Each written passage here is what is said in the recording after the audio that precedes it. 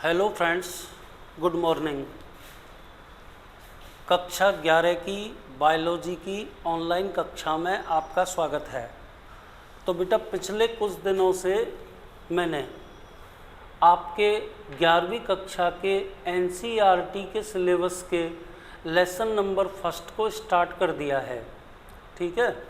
और बेटा, जो लेसन अपने चल रहा है उसका नाम जंतु जगत है। तो देखो, उस पाठ की महत्वपूर्ण चीज़ें तो अपन लगभग ख़त्म कर चुके हैं, ठीक है। अब उसमें कुछ छोटे मोटे प्रश्न बचे हैं, तो उन प्रश्नों को अपन एक एक करके सॉल्व करते हैं। मेरे हिसाब से एक दो दिन में आपका ये पहला पाठ बिल्कुल ख़त्म हो जाएगा। छोटा ही पाठ है, ठीक है।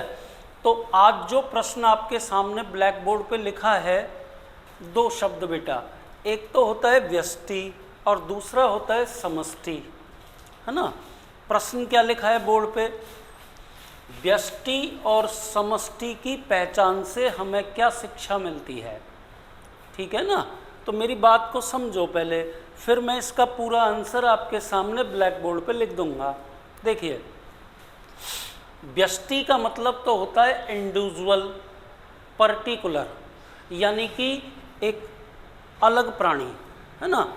और बेटा, समष्टि का मतलब क्या होता है? समष्टि का मतलब होता है व्यष्टियों का समूह, ठीक है ना। बहुत सारे इंडिविजुअल्स का ग्रुप, ठीक है। तो देखो, इसका आंसर मैं आपके सामने बोर्ड पे लिख रहा हूँ, फिर आपको मैं इसे समझाऊंगा। तो देखो, व्यष्टि या जाति एक ही बात है बेटा, व्यष्टि या जाति जीवधारियों का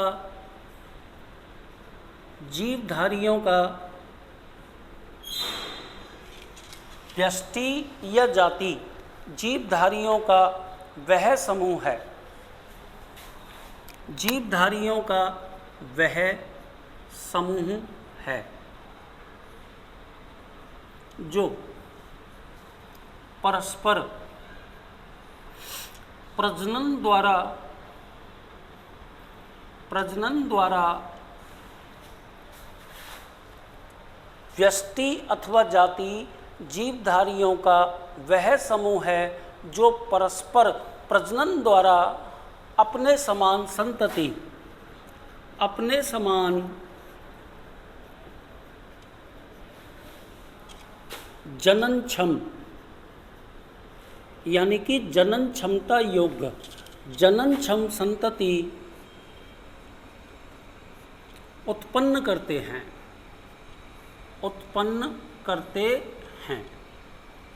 तो ये तो बेटा अपन ने पहली बात कह दी, ठीक है। अब दूसरे पैराग्राफ में मैं समष्टि के बारे में बता रहा हूं कि जब एक ही जाति के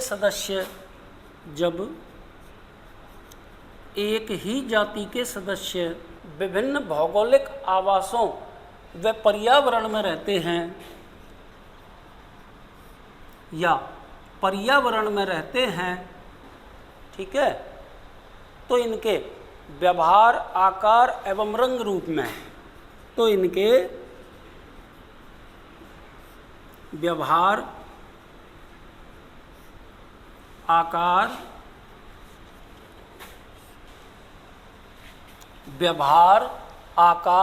एवं रंग रूप में परिवर्तन आ जाता है।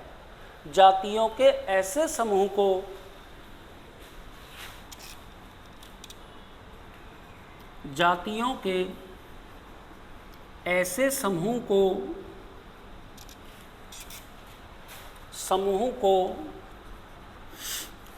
आबादी या समष्टि कहते हैं। तो बेटा देखो, मैंने आपको ब्लैक बोर्ड पर दोनों के दोनों शब्दों को डिफाइन कर दिया, मतलब दोनों के दोनों शब्दों को परिभाषित कर दिया, ठीक है बेटा। अब लास्ट में अपन क्या लिख देंगे कि भाई व्यष्टि और समष्टि की पहचान से हमें क्या शिक्षा मिलती है, 2 लाइनों में आ जाएगा। और उसी के साथ आपके इस प्रश्न का आंसर खत्म हो जाएगा। तो क्या लिखूंगा बेटा, व्यष्टि एवं समष्टि से हमें, व्यष्टि एवं समष्टि से हमें जीवधारियों की विशेषताओं के व्यवहार, ठीक है ना, उनके व्यवहार एवं उनकी जीवन संबंधी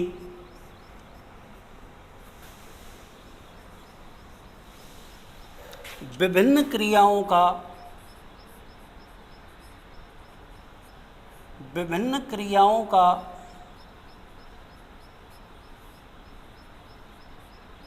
ज्ञान होता है। तो बेटा ये आपका आज का पहला प्रश्न हो गया, जो आपकी किताब में बाहर दे रखा है। वैसे मैं आपको बता चुका हूँ कि आपके पाठ की लगभग सभी इम्पोर्टेंट बातें अपन ख़त्म कर चुके हैं। अब तो बेटा मुझे आपको कुछ प्रश्न बताने हैं, ठीक है ना, और वो प्रश्न मैं 1 बाय 1 शुरू कर चुका हूँ। तो देखिए, पहला प्रश्न अपन ने क्या पढ़ा, व्यष्टि एवं समष्टि की पहचान से हमें क्या शिक्षा मिलती है। तो बेटा पहले तो आपको व्यष्टि और समष्टि के बारे में अलग अलग बताना है, पहली बात। इसके बाद आपको ये बताना है एक लाइन में कि आपको व्यष्टि और समष्टि की पहचान से क्या शिक्षा मिलती है। तो आप आंसर देखें, व्यष्टि अथवा जाति जीवधारियों का वह समूह है जो परस्पर प्रजनन द्वारा अपने समान संतति, जननक्षम संतति उत्पन्न करते हैं। ये तो बेटा व्यष्टि अथवा जाति की परिभाषा हो गई। दूसरा क्या लिखा है बेटा, जब एक ही जाति के सदस्य अलग अलग भौगोलिक आवासों अथवा पर्यावरण में रहते हैं तो इनके रंग रूप, आचार विचार, व्यवहार एवं विभिन्न क्रियाओं में परिवर्तन आ जाता है। ठीक है बेटा, तो लास्ट में अपन ने क्या लिख दिया बेटा कि व्यष्टि एवं समष्टि से हमें जीवधारियों की विशेषताओं, उनके रंग रूप, उनके व्यवहार एवं उनकी जीवन संबंधी विभिन्न क्रियाओं का अध्ययन, जीवन संबंधी विभिन्न क्रियाओं का अध्ययन प्राप्त होता है। ठीक है, इसके बाद अपन प्रश्न नंबर दूसरा पढ़ते हैं। एक एक प्रश्न को ध्यान से देखते चलना बेटा। जो भी सीट आपको अवेलेबल करवाई जाएगी उस सीट के अंदर ये सारे प्रश्न आपको लिखे हुए मिलेंगे। प्रश्न देखिए अगला, जिन लोगों से आप प्राय मिलते हैं। प्रश्न नंबर दूसरा,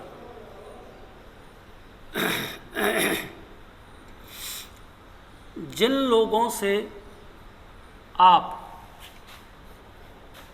प्राय मिलते हैं, जिन लोगों से आप प्राय मिलते हैं, आप उन्हें किस आधार पर वर्गीकृत, आप उन्हें किस आधार पर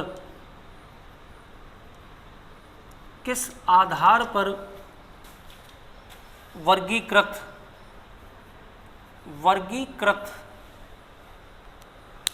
करना पसंद करेंगे। ये बेटा आपकी किताब का प्रश्न है, वर्गीकृत करना पसंद करेंगे। अब कौन कौन से आधार बता रखे हैं प्रश्न में, उनके बारे में लिख रहा हूँ। पहला दे रखा है बेटा मातृभाषा। दूसरा वर्गीकरण का आधार क्या दे रखा है, प्रदेश जहाँ वो रहते हैं। प्रदेश जहाँ वो रहते हैं। ठीक है। तीसरा वर्गीकरण का आधार क्या दे रखा है? ड्रेस। और चौथा वर्गीकरण का आधार क्या दे रखा है बेटा आपके किताब के प्रश्न में? आर्थिक स्तर। तो बेटा वैसे तो ये जो प्रश्न है ना आपके लिए सोचने योग्य है। देखो प्रश्न क्या है कि भाई जिन लोगों से आप प्राय मिलते हैं आप उन्हें किस आधार पर वर्गीकृत करना पसंद करेंगे। अब आपको 4 आधार बता रखे हैं बेटा। एक तो बता रखा है मातृभाषा, एक बता रखा है प्रदेश जहाँ वो रहते हैं, एक लिख रखा है ड्रेस और चौथा लिख रखा है बेटा आर्थिक स्तर। तो देखो मैं मेरे अनुसार इस बात की व्याख्या कर रहा हूँ और वही आंसर मैं आपके सामने ब्लैक बोर्ड पे लिख दूंगा। ठीक है। तो देखो बेटा मातृभाषा, प्रदेश जहाँ वो रहते हैं, ड्रेस और आर्थिक स्तर। तो आपको ये 4 आधार बताए हैं वर्गीकरण के। तो मेरे हिसाब से प्राणियों का वर्गीकरण प्रदेश जहाँ वो रहते हैं, ठीक है ना, प्रदेश जहाँ वो रहते हैं के आधार पर वर्गीकरण किया जाना उचित है। क्योंकि बेटा मातृभाषा, ड्रेस और आर्थिक स्तर ये परिवर्तनीय हैं, बदल सकते हैं। तो अपन इस प्रश्न का उत्तर किस प्रकार से लिखेंगे वो मैं आपके सामने बोर्ड पर लिख रहा हूं। देखिए आंसर ड्रेस, मातृभाषा, ड्रेस, मातृभाषा व आर्थिक आधार। वर्गीकरण के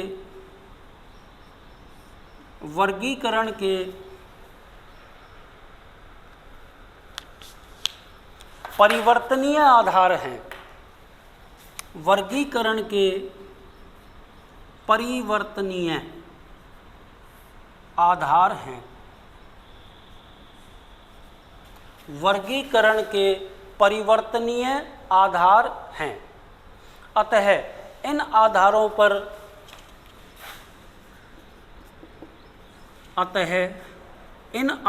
पर लोगों को वर्गीकृत करना असंगत है। क्योंकि देखो बेटा ड्रेस भी व्यक्ति की बदल सकती है, मातृभाषा भी व्यक्ति की बदल सकती है और व्यक्ति का आर्थिक स्तर भी बदल सकता है। अतः इन तीनों आधारों पर किसी प्राणी का यानी कि किसी मनुष्य का वर्गीकरण करना असंगत है यानी कि अनुचित है। परंतु प्रदेश जिसमें वो रहते हैं, परंतु प्रदेश जहाँ वो रहते हैं, प्रदेश जहाँ वो रहते हैं अर्थात वे जहाँ के मूल निवासी हैं, अर्थात वे जहाँ के मूल निवासी हैं, वे जहाँ के मूल निवासी हैं, वह स्थान कभी नहीं बदलता। वह स्थान कभी नहीं बदलता। अर्थात क्या मतलब हो गया अब इसका? व्यक्ति को अलग अलग स्थानों पर भी अर्थात व्यक्ति को अलग अलग स्थानों पर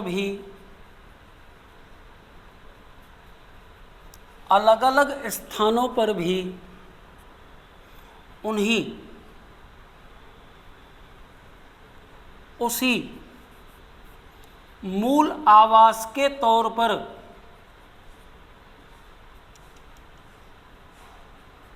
जाना जाएगा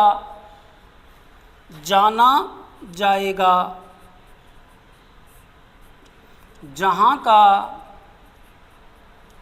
वह मूल निवासी है। ठीक है ना। तो एक बार दोबारा से इस पूरे प्रश्न के आंसर को सुन लें। छोटा सा प्रश्न है, देखिए बेटा, जिन लोगों से आप प्राय मिलते हैं आप उन्हें किस आधार पर वर्गीकृत करना पसंद करेंगे।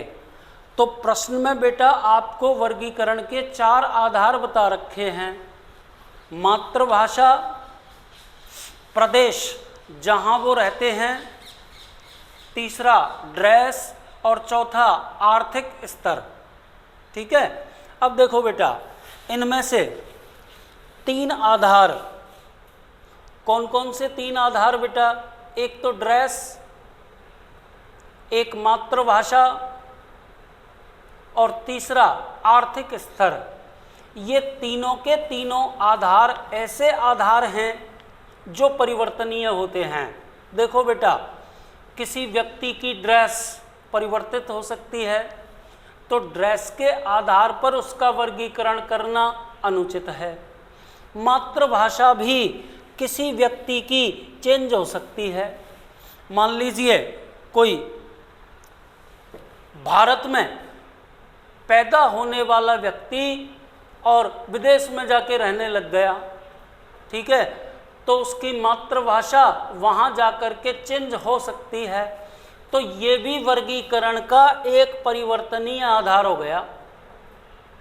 ठीक है। इसी प्रकार से बेटा आर्थिक स्तर, किसी व्यक्ति का आर्थिक स्तर भी चेंज हो सकता है। आज वो गरीब है, कल वो अमीर हो सकता है, या आज वो अमीर है, कल वो गरीब हो सकता है। तो बेटा आर्थिक स्तर के आधार पर भी मनुष्य को वर्गीकृत करना गलत है। तो अंततः क्या बात निकल के सामने आई बेटा? अंततः यह बात निकल के सामने आई कि लोगों का वर्गीकरण उनके प्रदेश के आधार पर किया जाना उचित है जिनके अंदर की वो निवास करते हैं, या अपन यूं कह सकते हैं कि यहाँ के वो मूल निवासी हैं। तो बेटा इस पाठ के अंतर्गत आप ना इसी प्रकार के छोटे मोटे प्रश्न खत्म करेंगे। देखो इस पाठ में अभी एक इम्पोर्टेंट टॉपिक बाकी है, कल आपको वो पढ़ाया जाएगा। हर्बेरियम, वानस्पतिक संग्रहालय और उद्यान। संसार का सबसे बड़ा वानस्पतिक उद्यान कौन सा है, हर्बेरियम कौन सा है, ये सारी बातें हैं। तो आज के लिए इतना ही काफ़ी। धन्यवाद।